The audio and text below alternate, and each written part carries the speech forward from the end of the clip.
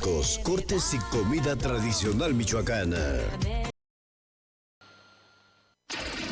Radio Psicofonía con Gustavo Miranda.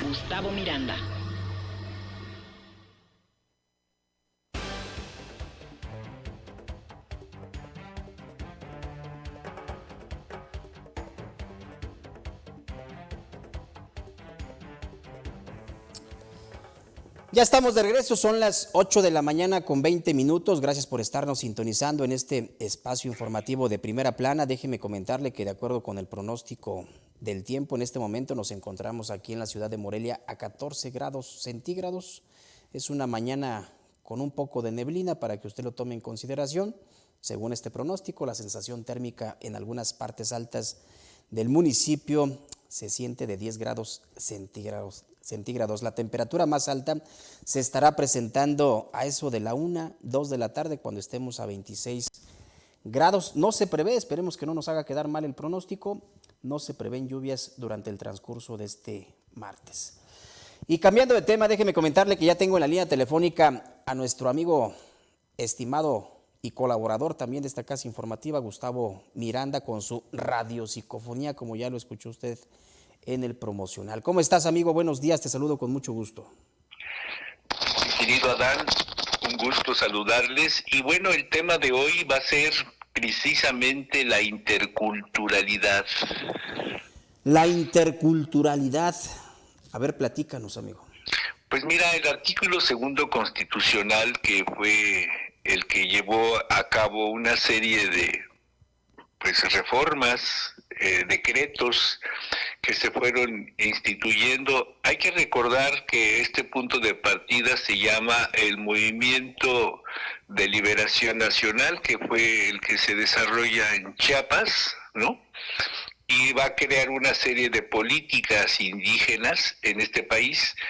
Y vamos a tener el último capítulo que establece los acuerdos de San Andrés Larraizar con la estructura que se va a llamar Reforma Constitucional del 30 de septiembre del 2024.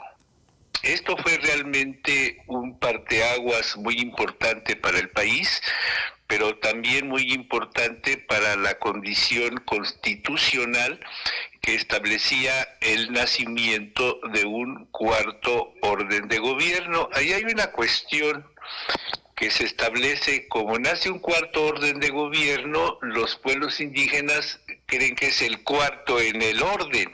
No, hay que entender que este orden es horizontal, no es vertical.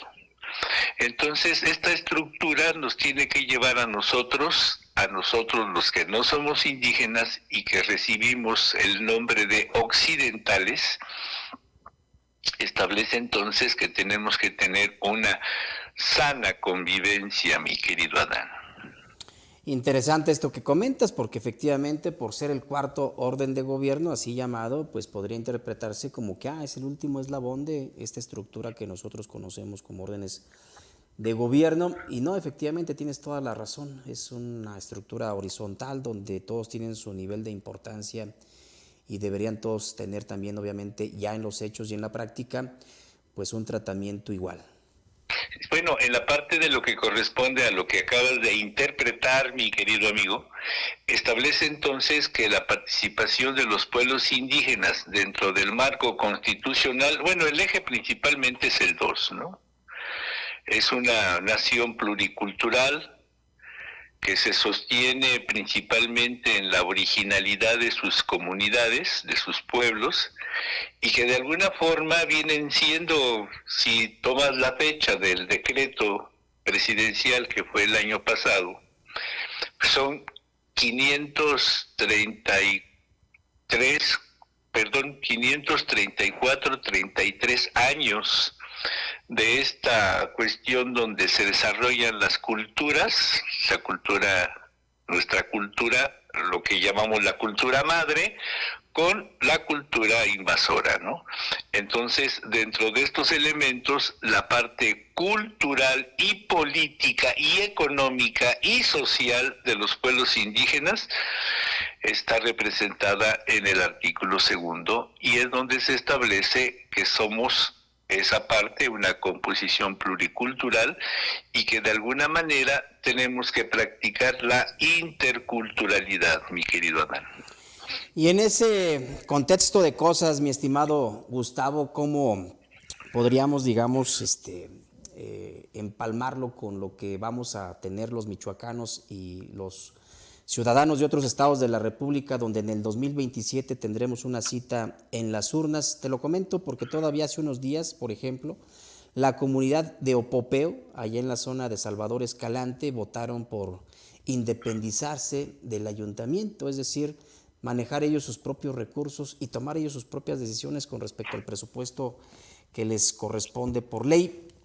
Pero creo que es todavía un trabajo inacabado, es todavía un reto importante el que tienen las comunidades indígenas para poder alcanzar esa autonomía presupuestal, política, constitucional plena, y creo que en el 2027 este escenario podría irse consolidando. ¿Tú cómo lo estás visualizando?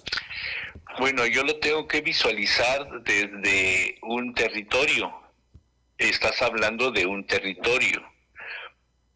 La parte que consigna la autonomía de las poblaciones indígenas está en el marco constitucional, en el concepto, fíjate bien, está en el artículo 2 constitucional, y dice el artículo 1 constitucional que este país está basado en derechos humanos y tratados internacionales, ¿no? Entonces, esto que tú estás diciendo, Adán, es una nueva cultura pues para ambas partes, para los pueblos indígenas y para los que no somos indígenas. Entonces, aquí se establece principalmente el primer orden de gobierno en el territorio, pues son los pueblos indígenas, ¿no? ¿Te das cuenta del horizontal? ¿Sí? Hablando de Opopeo, Opopeo está haciendo lo que garantiza la Constitución del Estado de Michoacán, lo que consigna la parte de lo que establece el artículo 2 constitucional y lo que establecería la parte de lo que corresponde a los derechos humanos de los pueblos indígenas, que está en la Declaración de Naciones Unidas, y sus derechos fundamentales están en el convenio 169.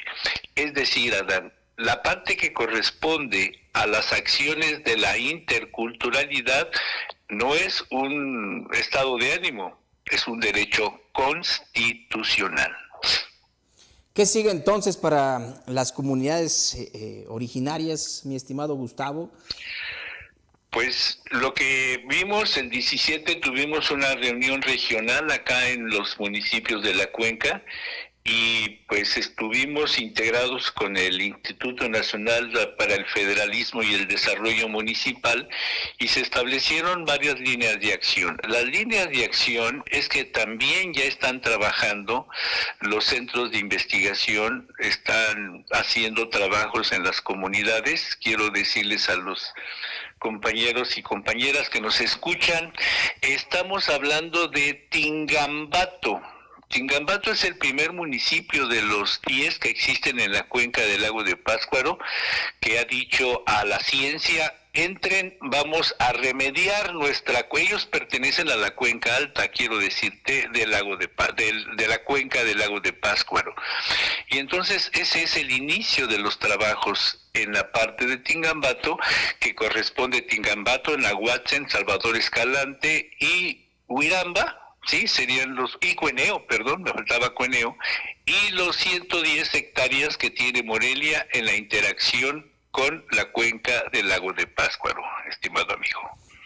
Un tema bastante importante que comentas, y una de muchas aristas, la ambiental, que tiene que ver con el diseño de políticas públicas que estén acorde a los desafíos que hoy enfrentamos en todos los pueblos, no solamente originarios, sino en general, por esta depredación que hemos hecho de nuestros recursos naturales.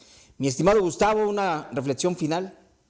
Bueno, la parte importante es que a todos nos corresponde establecer esta nueva cultura de la interculturalidad, y en breve en esta región se va a iniciar un trabajo con el Tecnológico Superior de Pátzcuaro, con la Universidad Michoacana y con otras instancias que el día 17 se detonaron para hacer una gran